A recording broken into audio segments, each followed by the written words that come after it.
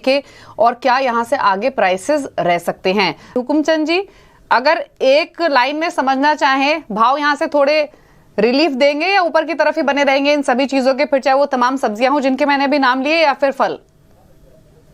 नहीं, भाव कम हो नहीं सकते, अभी भाव बढ़ेंगे ही, क्योंकि अभी जो खरीफ सीजन आया अभी, तो अभी किसान का जो खरीफ सीजन है इसमें अभी बुआई होंगी और दिवाली तक के दशहरे तक उसका माल, और नया नया जो सीजन आएगा वो नया सीजन आने को अभी अक्टूबर नवंबर तक आएगा, इसलिए भाव अभी कम होने का कोई गुंजाइश नहीं।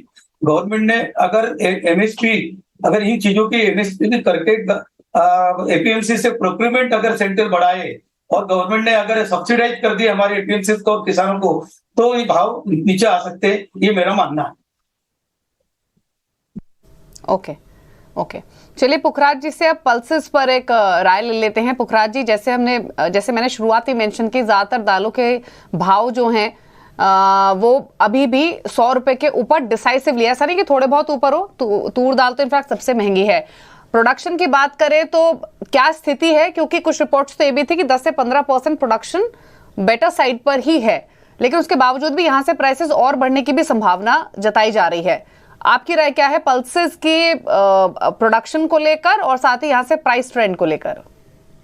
देखिए मैडम, पल्सेस की जो फसलें हैं वो सामान्य हैं। पल्सेस का सबसे बड़ा आधार तेजी और मंदी का सरकार होती है। सरकार कब कोटा छोड़ती है, कब बफर स्टॉक में से निकालती है, कब बाहर से परचेज की छूट देती है, कब रोक लगाती है, कब स्टॉक लिमिट लगाती है, उसके ऊपर दालों की तेजी मंदी निर्भर करती है। जहां तक प्रोडक्शन की बात है, वहां ऐसा कोई प्रोडक्शन में इतना कोई गिरावट नहीं आई है।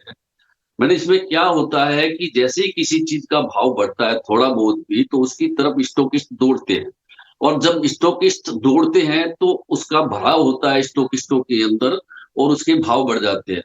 मैडम, मैं इस मैटर को मैं मसाले की तरफ ले जाके आपको बताना चाहता हूँ कि जिस तरह आपने अभी जीरा की बात की, हल्दी की बात की, मैं आपको बताऊं, इन चीजों को हमें 4 टुकड़ों में, महंगाई को 4 टुकड़ों में देखना होगा। दरअसल महंगाई की बात चल रही है तो महंगाई को 4 टुकड़ों में देखना होगा। पहला टुकड़ा कि किसान लाकर मंडी में बेचता है, तो अब जीरा की बात करें तो उसने 40,000 तक अपना जीरा बेच दिया। फिर मंडी के अंदर जो स्टॉकिस्ट है वो फसल की आमना देख के कि भी कितनी फसल होगी उसे कमजोर लगती है, तो वो उसे रोकता है और स्टॉक करता है। उसके बाद में उसकी तीसरी कड़ी आती है सेमी होलसेलर या रिटेलर। तो रिटेलर तक माल जाता है और रिटेलर से वापस कंज्यूमर जब तक पहुंचता है तब तक उसमें ब्रांडिंग हो जाती है, ब्रांड के पैसे लगते हैं। अब इसमें मैडम चौथा फैक्टर जो सबसे बड़ा है वो है वायदा के अंदर रोजाना 5-5 हजार रुपए की, 3-3 हजार रुपए की, 2-2 हजार रुपए की तेजी मंदी आ जाती है। ये चौथा फैक्टर है। और मजे की बात यह है कि हाजिर बाजार, स्पोर्ट बाजार है, वो वायदा को फॉलो करता है। तो वायदा की 2 लाख बोरी 50 लाख बोरी पे हावी होती है। तो इसी कारण से इसके तेजी मंदी के कारण सब अलग अलग बनते हैं। चूंकि पल्सेज वायदा में नहीं है इसलिए वायदा के बारे में नहीं कहा जा सकता, पर जब सरकार की नजर पड़ जाए तो वो तेजी टिकती नहीं है। और यदि तेजी टिकाने के लिए होलसेलर या स्टॉकिस्ट आना भी चाहते हैं तो उनमें भी घबराहट होती है। तो मुझे नहीं लगता कि दालों में, गेहूं में और चावल में ज्यादा चिंता करनी पड़ेगी। हाँ, जहां तक मसालों की बात है, इसकी तेजी मंदी आम आदमी को इसलिए नहीं दिखाई पड़ती कि ये टनों में परचेज होती है और ग्रामों के अंदर बिकती ग्रामों में है, और परचेज टनों में और क्विंटल में होती है, तो उसका पता नहीं लगता कि कितनी बड़ी तेजी आ गई है।